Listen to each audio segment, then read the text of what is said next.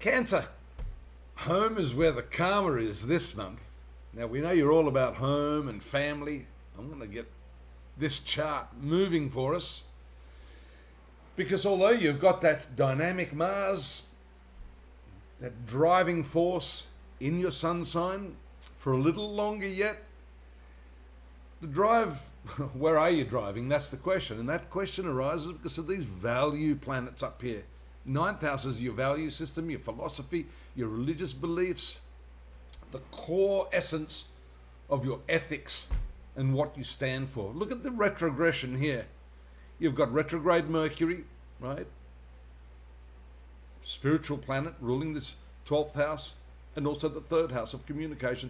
And then Venus here, also retrograde, ruling your friendships, also ruling your 4th house of home.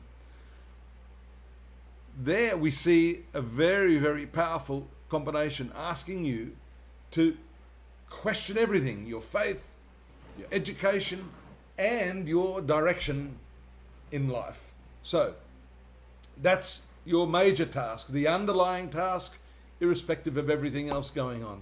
And mind you, it's not a bad month. You've got this visionary Neptune hovering right at the midheaven part of the zodiac. This is the what we call 12 o'clock high coming in, Roger Fox Dove to ground control. This is very powerful.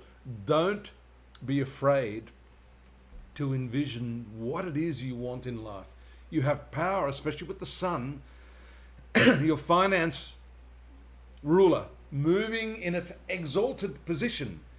You can achieve great things in your work now.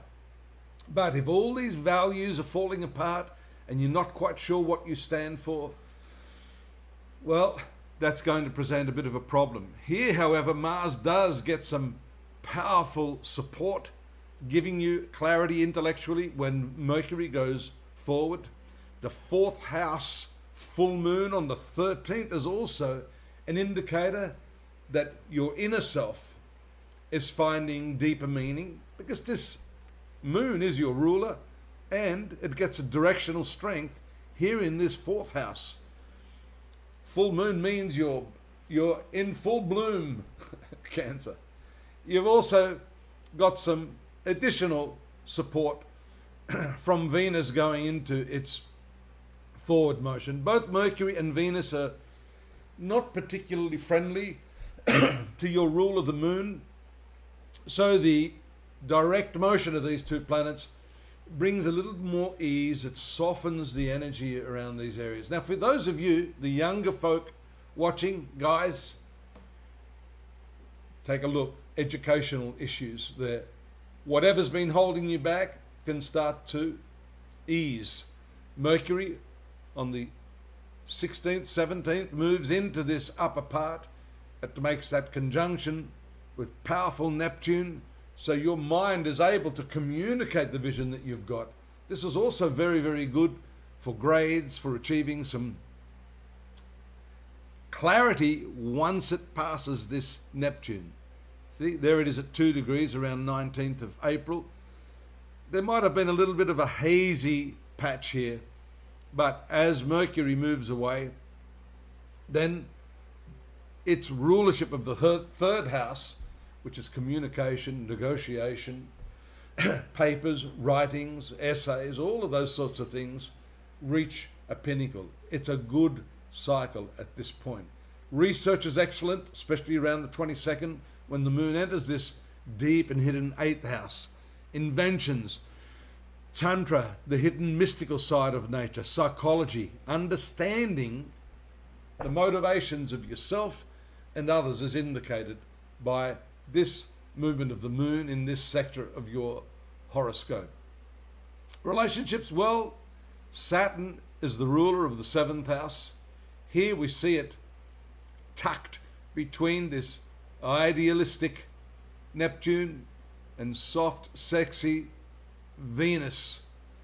Saturn is going to receive some nice energy at that time, so it's a good time of the month to dedicate to your partner.